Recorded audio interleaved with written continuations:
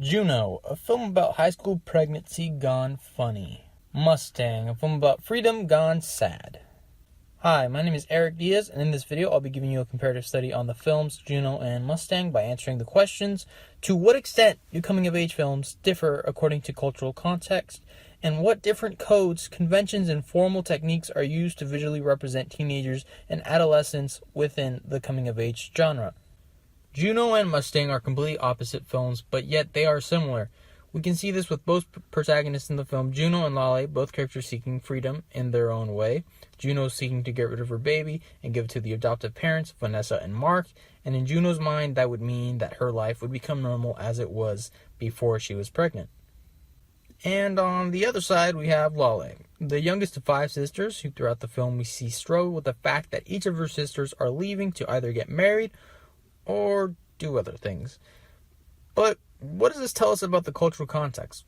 Well, when it comes to Juno, we can see that the representation of her living in the fictional town of Dancing Elk, Minnesota wouldn't be too far off to what would happen if it were real.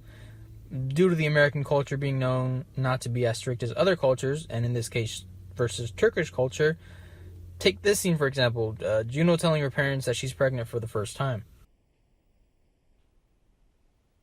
I'm pregnant. I'm gonna give it up for adoption, and I already found the perfect couple. They're gonna pay for the medical expenses and everything, and what, 30-odd weeks we can just pretend that this never happened. You're pregnant? I'm sorry, and if it is any consolation, I have heartburn that is radiating in my kneecaps, and I haven't taken a dump since Wednesday morning. I didn't even know you were sexually active. Who is the kid? The baby? I don't really know much about it other than, I mean, it has fingernails, allegedly. Nails, really? Yeah. No, who is the father, Juno? It's Polly Bleeker. Polly Bleeker? In that scene, everything is calm, there's no anger, it's mostly disbelief that Juno is pregnant. Now, let's take a look at Mustang, a scene where the uncle finds out that the girls went on a swim after school with some guys.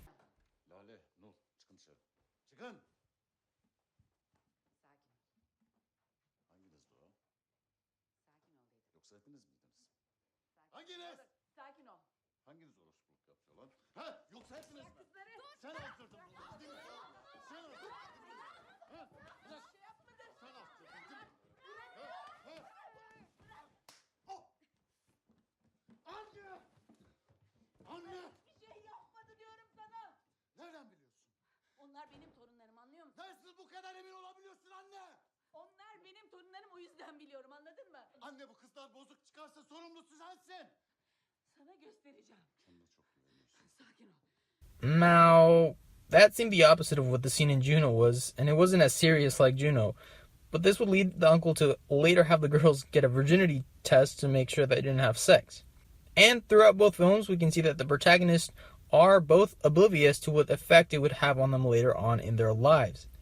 For Juno, we see it with her wanting to get rid of the baby in the beginning, and throughout the film, we see that she grows to want to find a good place for her unborn child.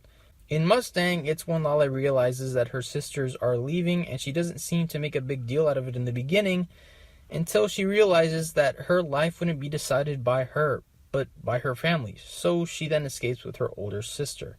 That has been it for my comparative study, and I hope you enjoyed.